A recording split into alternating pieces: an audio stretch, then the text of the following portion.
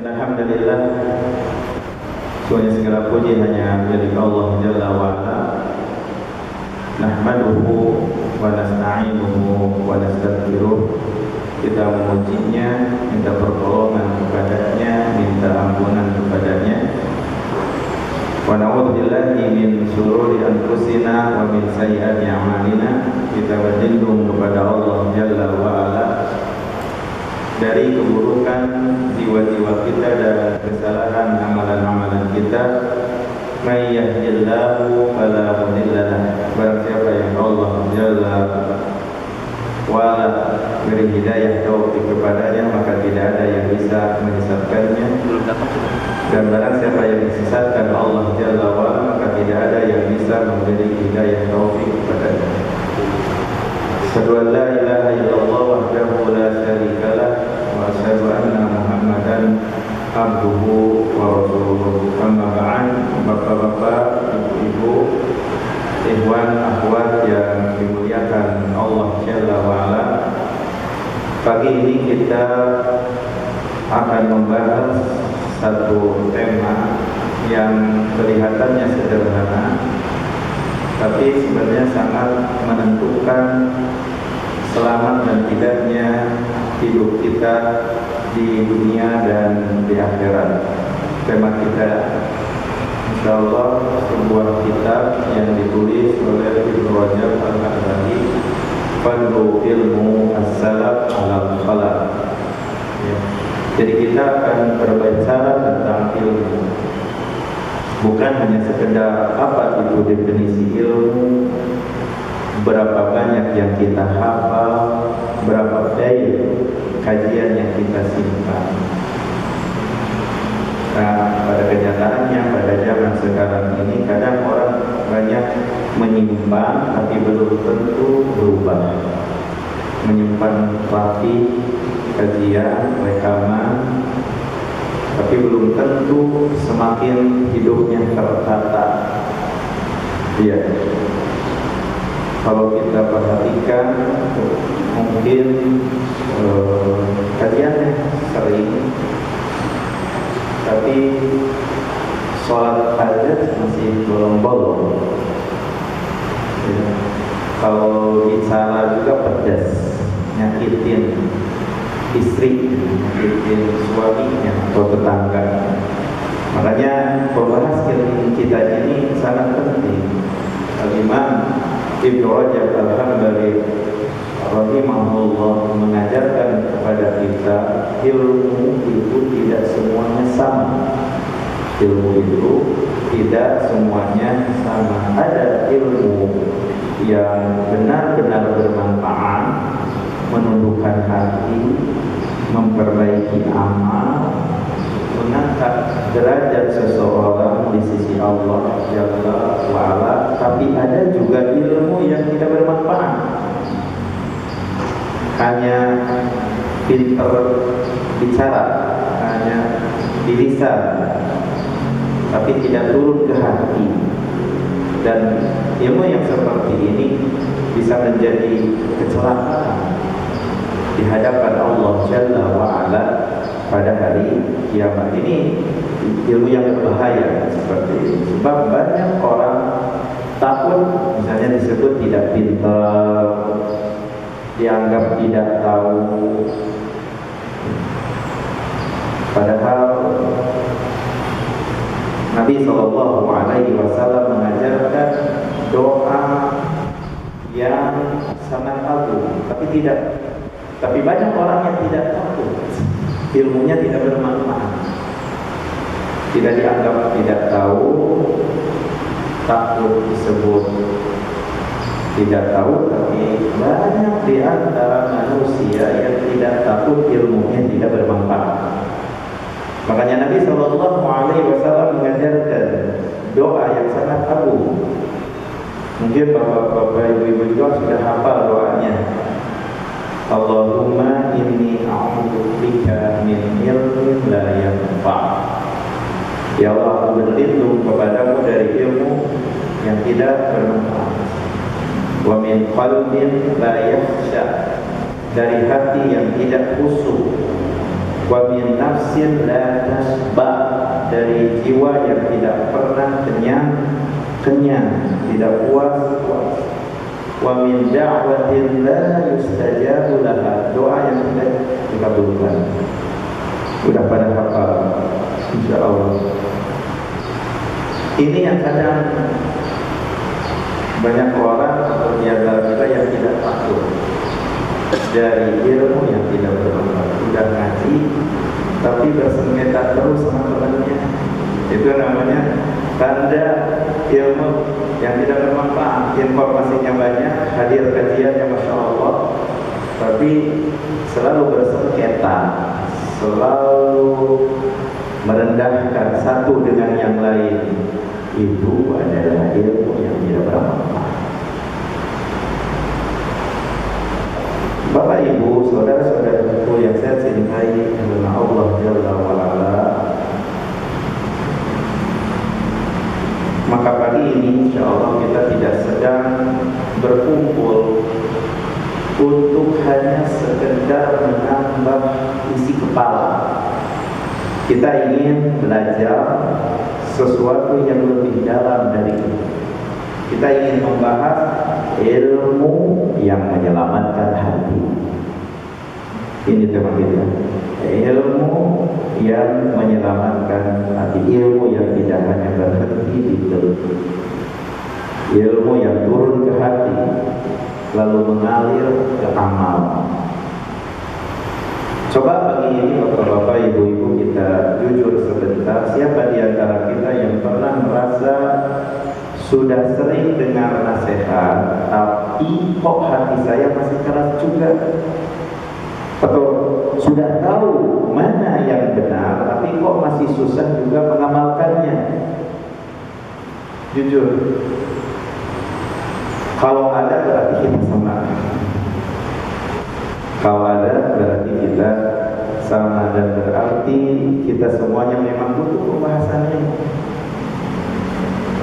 Nah, problema kita sering kali bukan kurang mendengar, bukan kurang ilmu, tapi kurang mendapatkan manfaat dari apa yang kita dengar.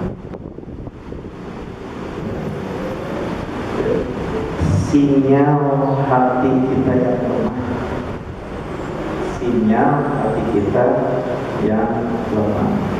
Di awal pembahasan kitab ini, yaitu Fadlu Ilmu Salaf Alal Khalaf, Imam Ibnu Rajab Al-Hambali menyampaikan satu poin yang sangat penting.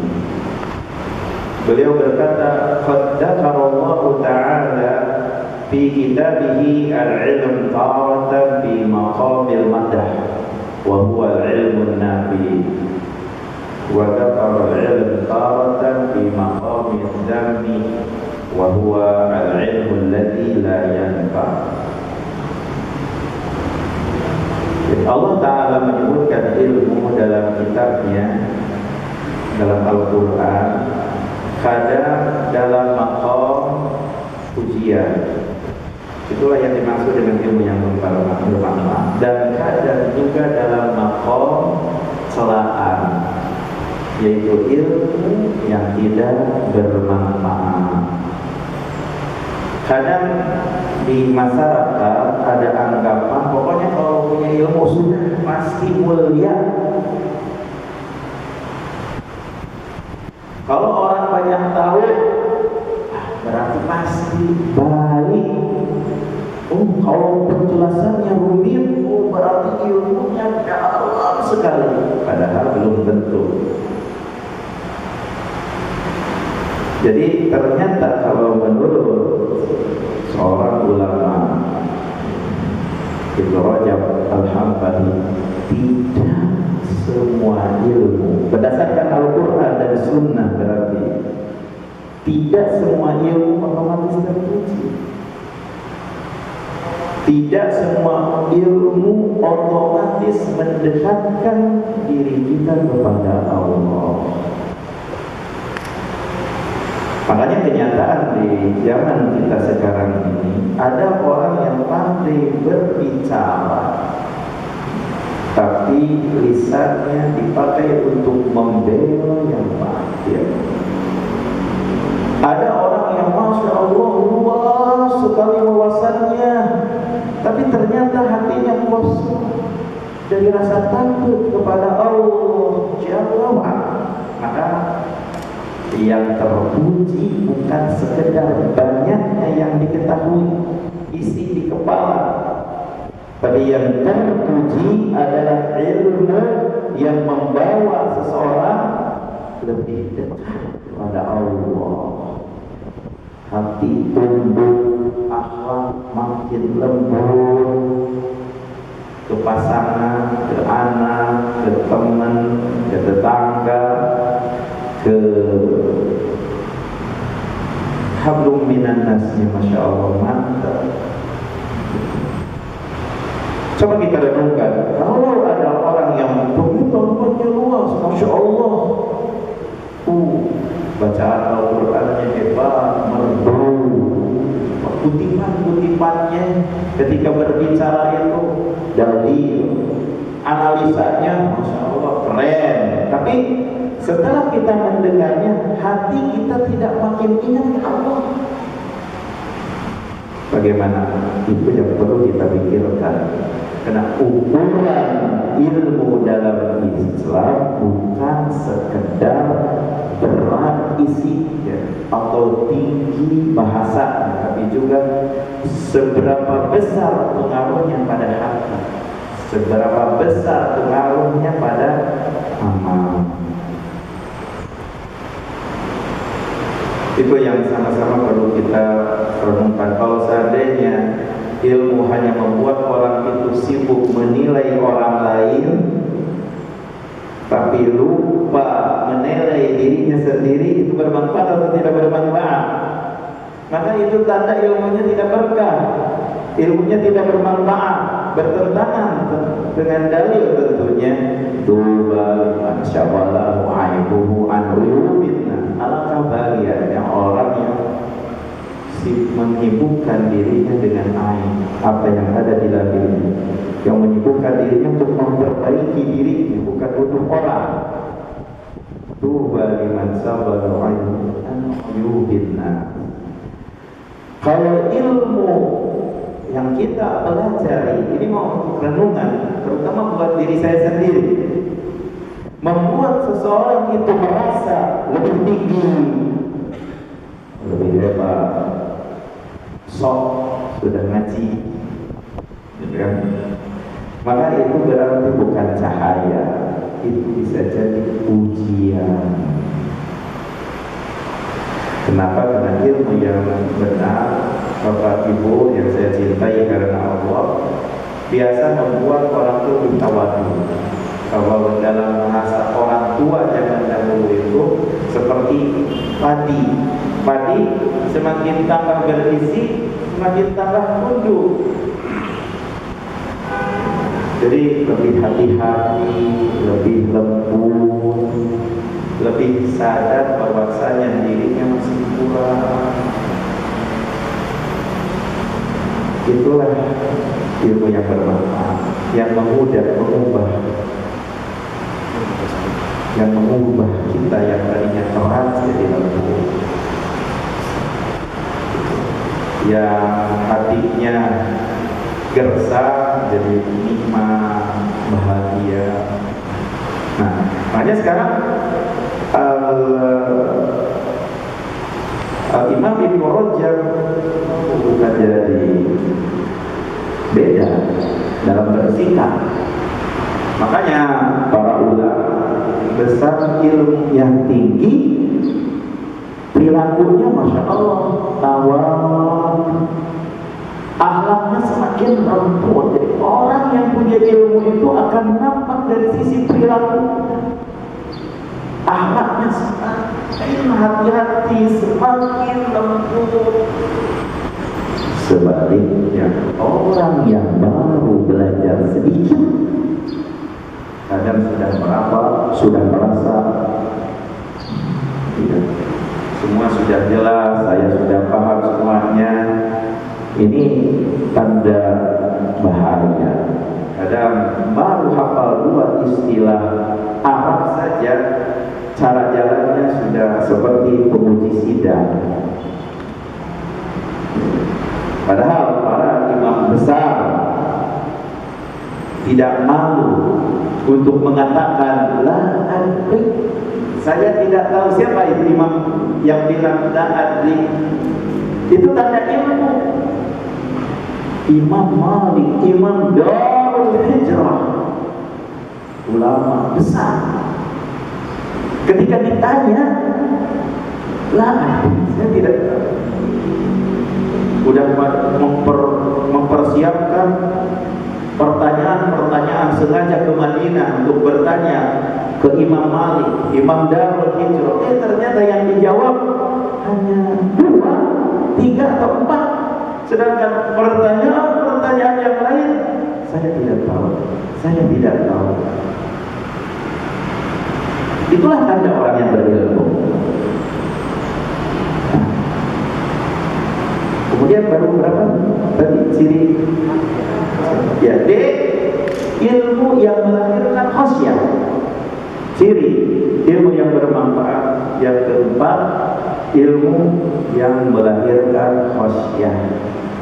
Allah berfirman di dalam Quran surat Fatir ayat 28, innama yakhshallah min ibadihi al-ulama. Sesungguhnya yang paling takut kepada Allah di antara hambanya adalah ulama. Jadi di sini dapat kita pahami yang berilmu itu bukan makin pandai bicara ya, bukan, tapi makin hati-hati dalam dosa. Aslul ilmi khasyatullah, kata ulama. Pangkal ilmu itu adalah takut kepada Allah. Jadi orang yang berilmu itu yang mengamalkan ilmu, walaupun mungkin dalilnya nggak hafal, ini nggak hafal, itu sebenarnya yang sebenarnya orang yang berilmu. Ya, seperti itu bapak-bapak yang saya cintai karena Allah Jalla wa'ala. Karena tujuan ilmu itu bukan sekedar membuat kita tahu, tapi membuat apa kira-kira tunduk. Dan agama itu adalah ketundukan. Agama itu ketaatan. Kemudian kita tadi sudah paham ya masalah tujuan daripada ilmu.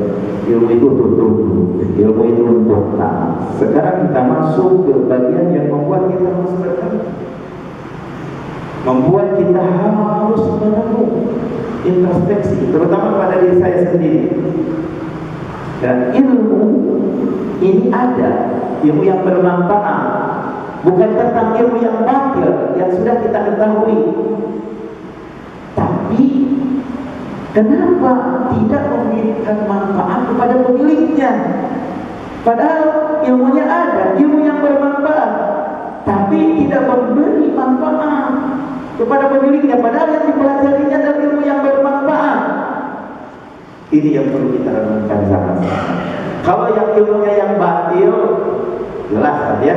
Tapi ini yang kita bicarakan adalah ilmunya ada, ilmunya yang bermanfaat, ilmunya Allah Rasul dan Allah Sahabat. Ilmunya benar, pemahamannya benar, tapi tidak memberi manfaat kepada orang yang memiliki ilmu. Allah sendiri menjawabnya. Allah berfirman dengan sebuah perumpamaan di dalam Quran surat Al-Jum'ah ayat 5. Masalul ladina hummilut Taurat summa lam yahmiluha kamasalil himar yahmilu asfar.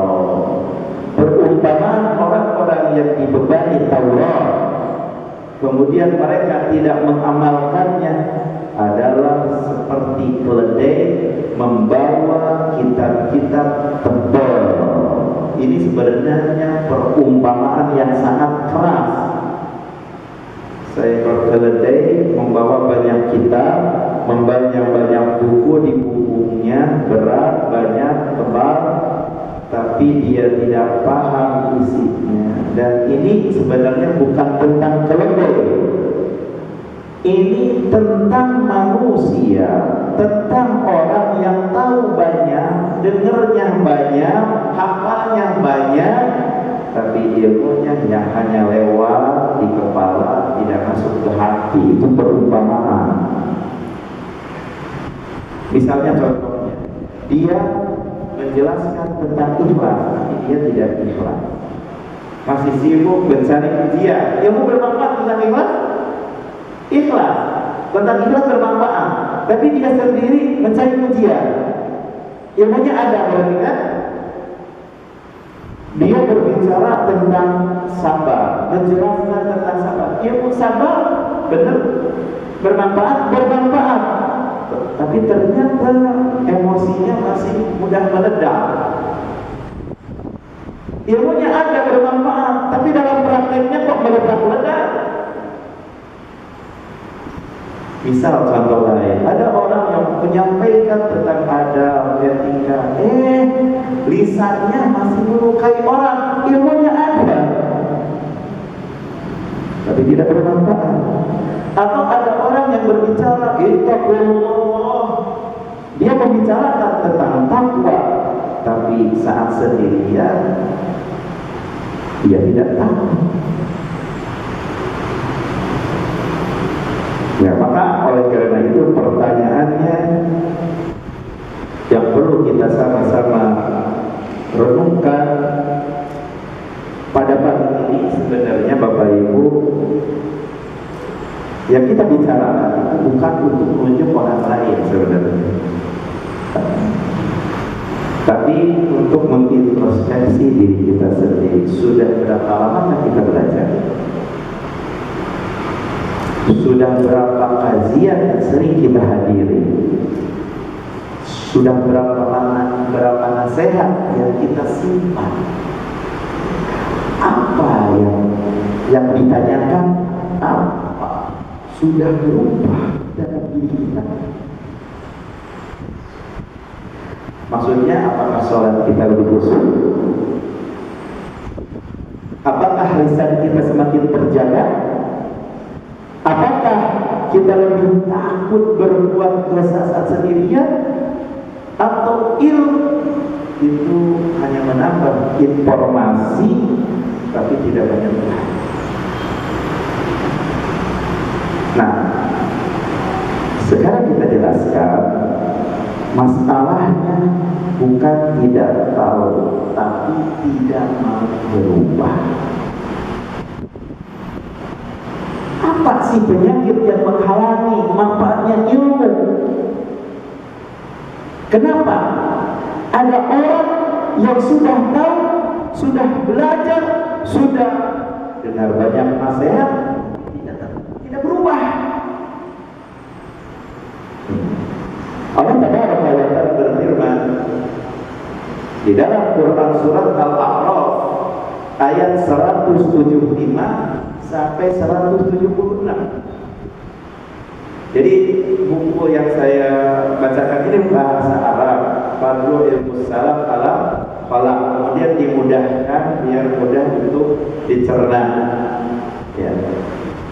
Jadi Ibnu Rajab Al-Hambali, kitabnya ditulis oleh Ibnu Rajab Al-Hambali, menukil firman Allah Jalla wa Ala, bahwasanya tadi dikatakan kenapa ada orang yang sudah tahu, sudah belajar, sudah jadi ustaz, tapi tetap tidak berubah perilakunya. Allah menjelaskan jawabannya, wa alaihim naba'al ladzina atainahu ayatina fansalakha minha fa'atba'ahu asy-syaitan fakana minal ghawin walau syi'na larfa'nahu biha walakinnahu akhlada ilal ardi wattaba'a hawa. Jadi Allah bercerita tentang seseorang yang diberi ayat, diberi ilmu, diberi peluang untuk naik derajat, tapi dia justru jatuh. Punya ilmu yang bermanfaat, harusnya ngangkat derajatnya, tapi ternyata jatuh. Kenapa? Karena jawabannya kata ayat ini ada dua penyakit. Penyakit pertama, akhlala ilal ard, condong kepada dunia. Condong kepada dunia, hatinya terlalu berat ke dunia. Lebih memikirkan kenyamanan, harta, posisi, pujian, penilaian manusia daripada keridhaan Allah Jalla wa'ala. Itu penyakit yang pertama. Penyakit yang kedua, kata Allah, kau punya ilmu yang bermanfaat tapi jatuh. Wattaba'a hawa, mengikuti hawa nafsu. Tahu ilmu sunnah, ilmu tauhid. Fa aina nahnu ma'al hawa, bagaimana hawa nafsu? Dia tahu kebenaran tapi tidak butuh. Egonya lebih besar. Dia tahu yang benar tapi milih yang enak-enak. Dia tahu yang halal dan haram tapi hawa nafsunya lebih dituruti. Baru aja terjadi bahwa ilah hawa. Jadi ilahnya itu hawa nafsu.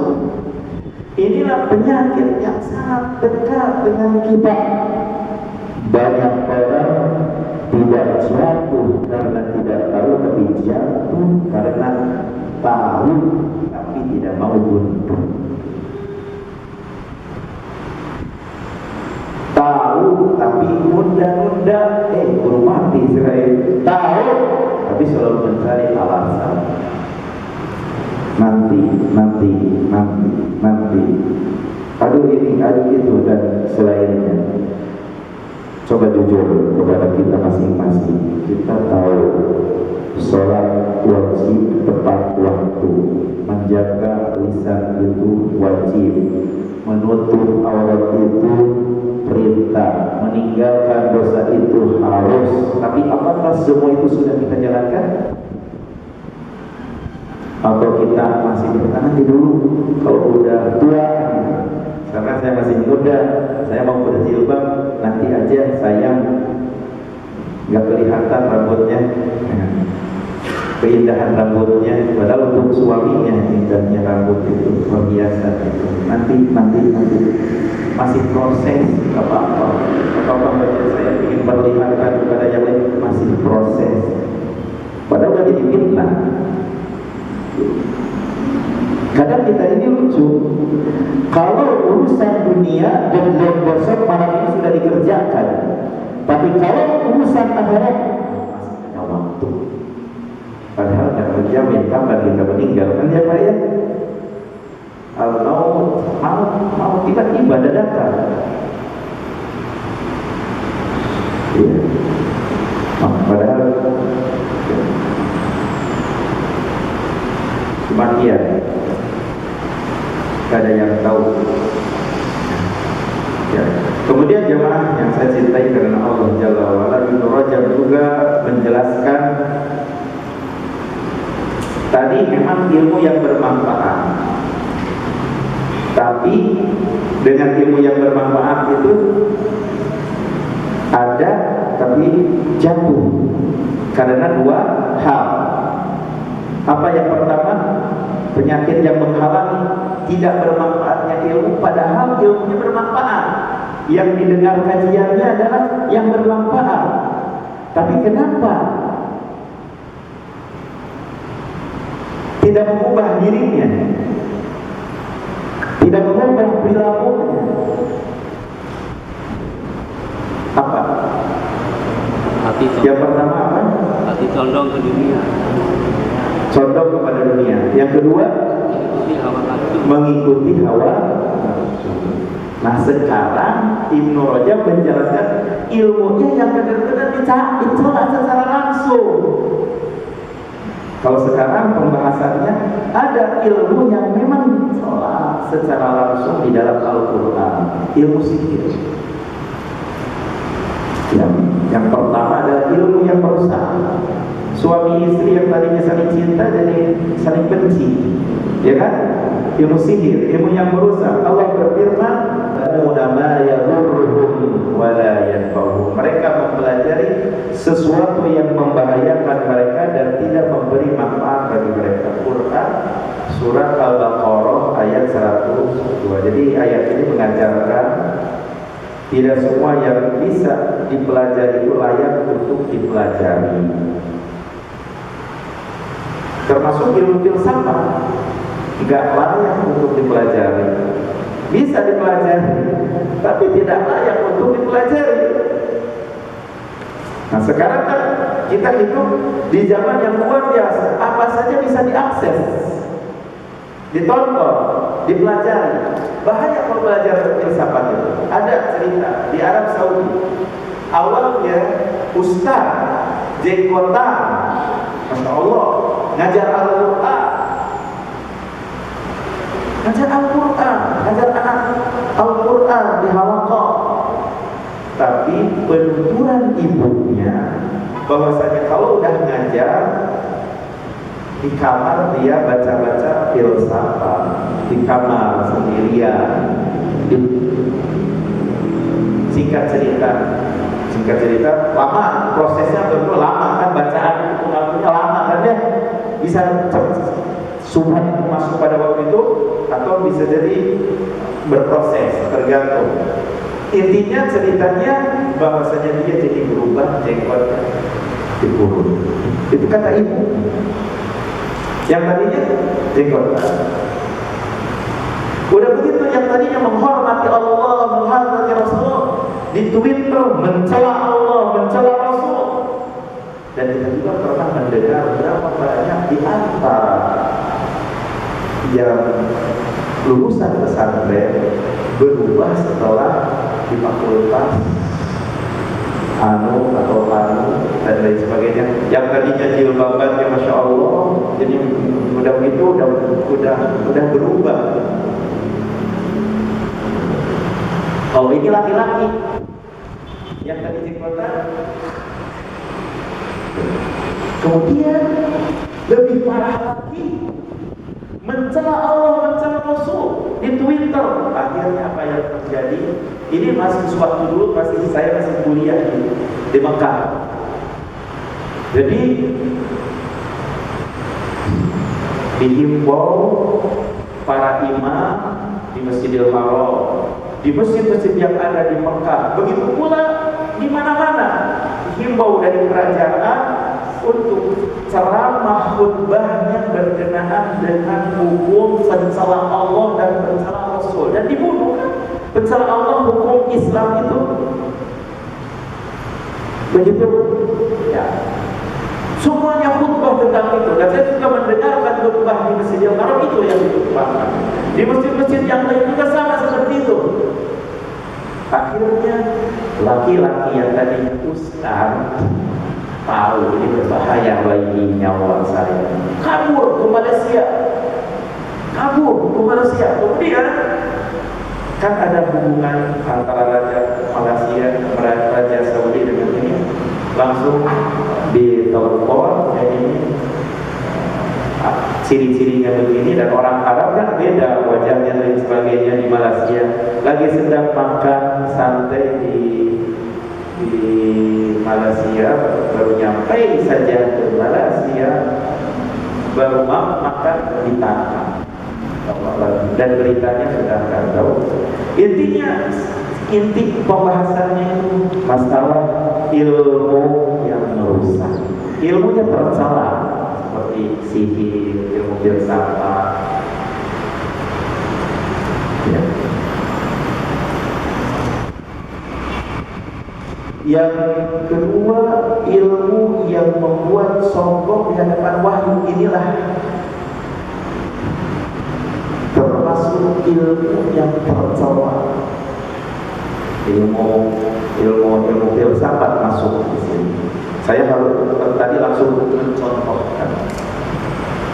Falamma ja'atuhum rusuluhum bil bayyinati farihu bima indahu minal ilmi.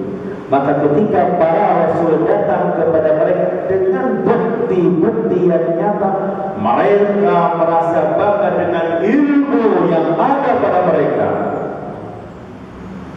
Ini penyakit lama tapi masih ada sampai hari ini. Ada orang yang merasa saya sudah punya pemikiran sendiri, logika saya. Akhirnya ketika dalil datang, bukan dia tunduk kepada dalil, tapi dalil yang dia ukur dengan akal. Kalau masuk akal diterima, dan itu kalau tidak masuk akal tidak diterima. Berarti itu berbahaya. Maka oleh karena itu Bapak Ibu kita harus selektif. Bukan semua yang kita tahu itu kita kejar, tapi kita pilih-pilih ilmu yang mendekatkan diri kita kepada Allah, ilmu yang memperbaiki ibadah kita, ilmu yang menyelamatkan hati kita yang kita kejar. Pertanyaannya sekarang, apa yang dimaksud ilmu salaf? Kenapa ilmu salaf itu lebih utama? Kan tadi judul kitab kita yang kita baca itu adalah Fadlu ilmu salaf alal khalaf. Keutamaan ilmu salaf dibandingkan ilmu khalaf yang sekarang ini. Nah, jemaah yang dirahmati Allah, kadang kita itu ketika mendengar istilah ilmu salaf, langsung terbayang keras, kaku, tidak ramah, sibuk menyalahkan, padahal hakikatnya tidak seperti itu. Kata Imam Ibnu Rajab, Fadlul salaf ala khalaf, beliau bukan sedang mengajak kita untuk fanatik buta kepada masa lalu. Maksud beliau Ibnu Rajab Al-Hambali adalah ilmu para salaf itu lebih utama. Kenapa lebih utama? Karena ciri-cirinya, karena sifat-sifatnya. Apa kelebihan ilmu salaf? Lebih dekat kepada sumber wahyu, lebih bersih dari hawa nafsu, lebih sederhana dan tidak bertele-tele, lebih kuat pengaruhnya pada hati, lebih nyata dalam amal. Coba kita bandingkan nasihat yang sederhana, jelas, dan langsung ke hati. Biasanya lebih membekas apa tidak membekas? Lebih membekas daripada panjang rumit. Tapi kita bingung sendiri. Kadang kalau penjelasannya terlalu sederhana, kita menganggap kebanyakan orang ilmunya biasa-biasa saja. Tapi kalau sudah rumit, penuh banyak istilah, kita bilang Masya Allah dalam sekali ilmunya. Padahal belum tentu, bisa jadi yang sederhana justru lebih dekat kepada kebenaran. Betul? Kalau ilmu filsafat, ini waktu kecil zaman dahulu bisa cepat sebenarnya, tapi putar-putar. Coba kalau udah bisa ambil kuping anak kecil, berarti udah bagaimana gitu dong? Oh gitu. Begini, padahal kan bisa begini. Seperti itu gambarannya. Muter-muter. Jadi kembali lagi Bapak Ibu, ilmu salaf itu bukan ilmu untuk pamer kepintaran. Ilmu salaf itu bukan, tapi ilmu untuk memperbaiki badan, untuk memperbaiki dan meluruskan akidah, dalam rangka untuk membersihkan hati yang jernih, hati yang lapang, hati yang bersih, untuk menjaga adab dan untuk mempersiapkan akhirat. Itu ilmu salaf. Jadi kalau ada yang merasa pembahasan salaf itu berat, kayaknya misalnya pembahasan yang besar bukan untuk saya, maka kita harus meluruskannya pada siang ini. Justru ilmu inilah yang paling kita butuhkan, ilmu salaf. Sengaja oleh musuh-musuh Islam, sengaja biar manusia itu nggak mau ikut ilmu salaf. Nah, sekarang kita mau memberikan contoh bentuk ilmu yang tidak bermanfaat di zaman kita. Kalau mau disederhanakan, ilmu yang tidak bermanfaat di zaman kita bisa muncul dalam banyak bentuk. Pertama, belajar agama untuk debat. Tujuannya bukan untuk mencari hidayah, tapi ingin menang. Itu contoh bentuk ilmu yang tidak bermanfaat di zaman sekarang. Yang kedua, contoh yang kedua yang tidak bermanfaat di zaman kita, belajar hanya untuk konten. Ngaji supaya bisa posting, belajar supaya bisa bicara tapi belum tentu diamalkan. Ya. Jadi bahaya besarnya bukan pada ilmunya, berarti pada niat dibalik belajar ilmu itu yang bahaya. Kemudian contoh ilmu yang tidak bermanfaat di zaman kita, sibuk pada isu besar tapi lalai dari kewajiban dasar. Rajin membahas kondisi umat tapi subuh masih bolong-bolong. Kadang kalau bahas masalah dunia Islam, semangatnya luar biasa. Tapi kalau dibangunkan subuh, masalah internal belum selesai. Allah Tabaraka wa Ta'ala berfirman, "Atamuruna an-nasa bil birri wa tansawna anfusakum wa antum tatluna al-kitab." Apakah kamu memerintahkan manusia kepada kebaikan sedang kamu melupakan diri sendiri? Padahal kamu kan tahu ilmunya. Ini ayat surat Al-Baqarah ayat 44 ini sangat tajam. Jadi bukan berarti melarang mengajak orang, tapi mengingatkan jangan sibuk memperbaiki dunia tapi lupa memperbaiki diri sendiri. Ini dirinya enggak. Maka obat-obat di dirinya enggak. Kemudian ilmu yang tidak bermanfaat di zaman realitas sekarang ini, sibuk mencari yang unik dan aneh. Ya, suka yang jarang dibahas, yang beda, yang unik. Tapi justru tauhid belum kokoh, wudu belum benar, sholat belum khusyuk, akhlak belum terjaga. Allah Tabaraka wa Ta'ala berfirman, "Ya ayyuhalladzina amanu la tas'alu an asya'in tubda lakum tasukkum." Wahai orang-orang yang beriman, janganlah kalian menanyakan hal-hal yang jika dijelaskan kepada kalian justru akan menyusahkan kalian. Quran surat Al-Maidah ayat 101. Jadi ayat ini, apakah ini ayat ini melarang bertanya? Bukan itu maksudnya, tapi melarang sibuk pada hal-hal yang tidak perlu. Sementara yang wajib justru ditinggalkan. Itu larangannya di sini. Makanya Imam Malik rahimahullah berkata, "La yasluhu akhiri hadhihi ummah illa bima saluha bihi awwaluha." Tidak akan baik generasi akhir umat ini kecuali dengan apa yang membuat baik generasi awal.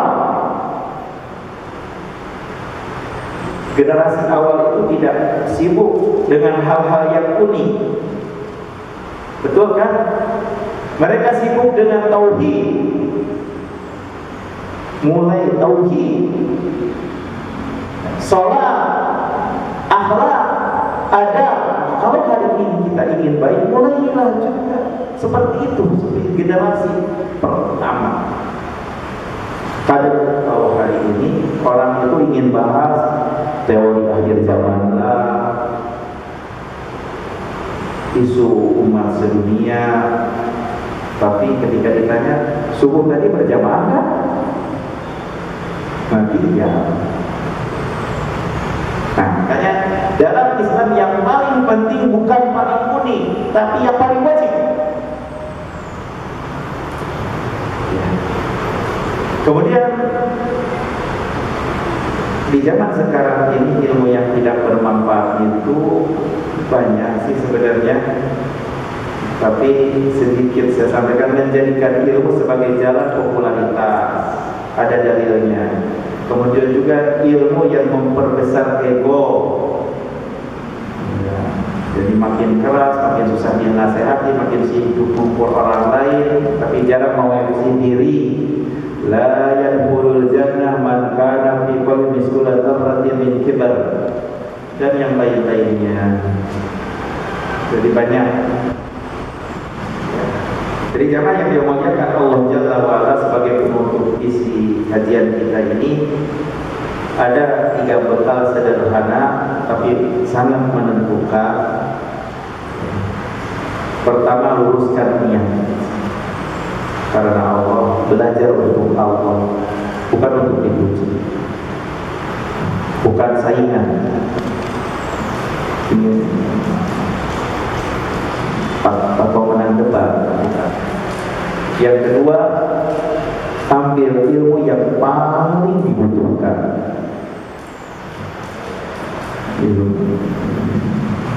Ambil ilmu yang paling dibutuhkan, bukan karena gaya-gayaan, bukan karena tren-trenan, tapi mulai dari dasar. Belajar ilmu itu mulai dari dasar.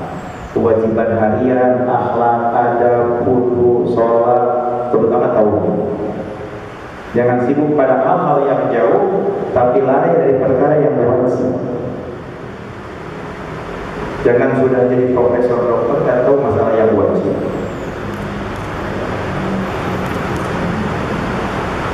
Yang ketiga, turunkan ilmu ke amal. Setelah tahu amal, setelah paham perbaiki diri, setelah dengar bergerak. Al-ilmu yahdu bil amal wa in ajaba wa in irtahab. Ilmu itu memanggil amal. Jika amal, ya, kalau diamalkan. Jadi ilmu itu memanggil amal. Jika amal menjawab, ia akan tinggal. Jika tidak, ia akan pergi. Jadi akan menetap.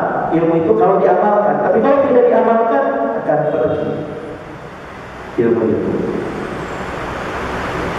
Dan kata ulama, biar ilmu itu menetap di hati itu sering diulang. Jadi kalau kita misalnya sekarang sudah belajar, jangan jadi catatan. Pulang ke rumah, baca lagi 1 menit, 5 menit, 10 menit. Iman jadi kuat, hati akan tambah lembut. Jadi bukan hanya mencatat. Iya, betul adanya mencatat. Tapi setelah dicatat ada pengulangan. Pengulangan itu tasbih, ibadah. Akhirnya menetap di hati, menyentuh di hati, menempel di hati. Bapak Ibu yang saya cintai karena Allah Jalla wa'ala, jadi itu saja mungkin yang bisa disampaikan. Maka kesimpulannya bahwa kata Imam Ibnu Rajab itu dalam kitabnya Fadlu Ilmu Salaf al-Khalaf, ada ilmu yang dipuji dan ada ilmu yang dicela, ada ilmu yang menyelamatkan dan ada ilmu yang memberatkan. Kita berdoa kepada Allah Jalla wa'ala, bukan hanya minta kepada Allah tambahkan ilmu, tapi berdoa dengan serius kepada Allah untuk mendapatkan ilmu yang bermanfaat. Jika ada hal yang perlu ditanyakan sebelum kita tutup, tafadhol mashkura.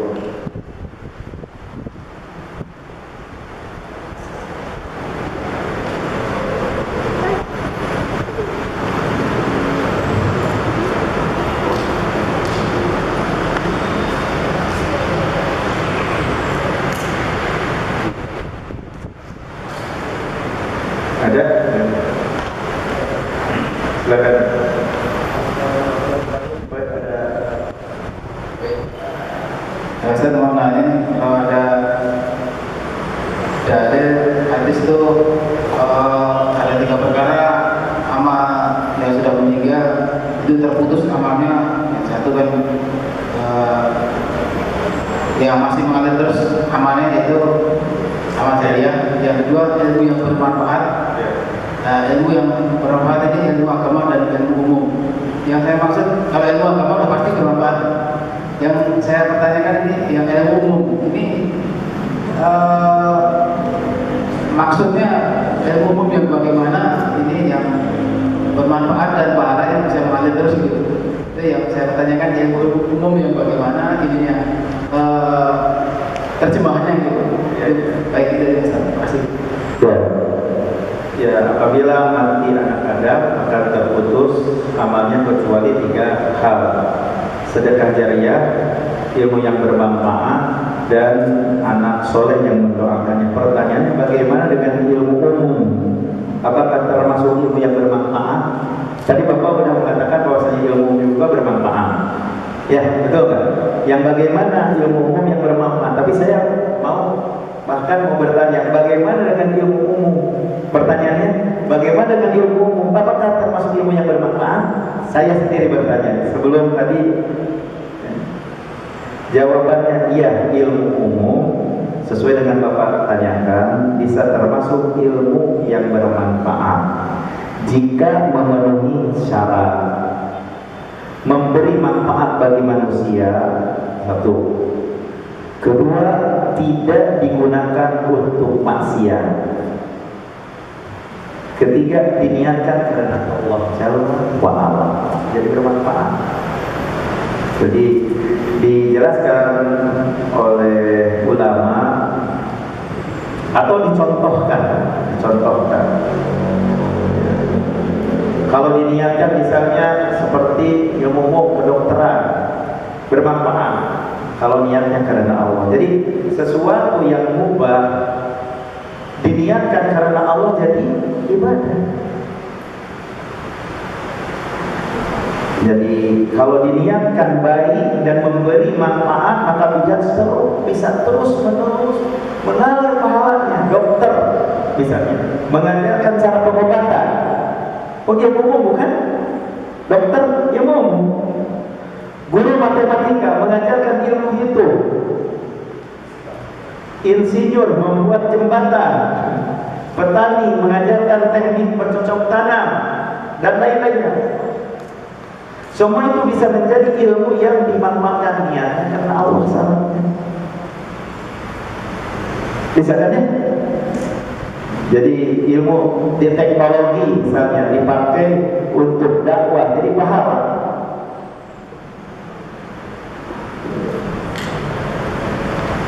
Kalau ilmu teknologi dipakai untuk penipuan, bagaimana? Dosa. Ilmu ekonomi dipakai membantu masyarakat, bagaimana? Pahala. Tapi ilmu ekonomi dipakai riba atau manipulasi, bagaimana? Dosa. Berarti tergantung niat. Ya, dikembalikan kepada niat, karena para ulama mengatakan al-ilmu silah. Ilmu itu senjata. Maka ilmu itu bisa melindungi dan bisa juga melukai. Begitu yang bisa saya jawab. Allah Ta'ala.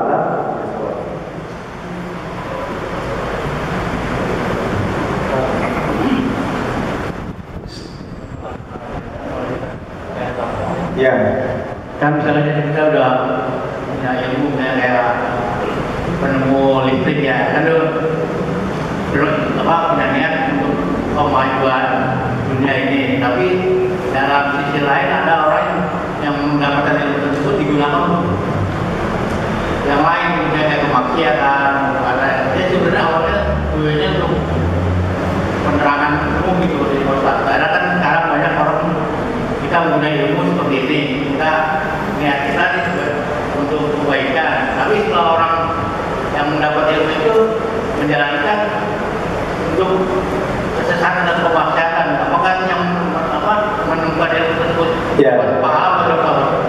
Jadi prinsip dasarnya dalam Islam satu kaidah penting, setiap orang itu menanggung dosa sendiri. Itu kaidah dalam Islam. Jadi gini kan tadi, kalau penemu listrik, lalu listrik dipakai orang untuk maksiat, ya, apakah dia ikut berdosa? Mungkin seperti itu ya. Padahal dulunya tujuannya, niatnya baik. Nah, intinya begini. Kalau muncul pertanyaan ini, kalau penemu listrik, lalu listrik dipakai orang untuk maksiat, apakah dia ikut berdosa? Gitu aja lah ya. Nah, enggak.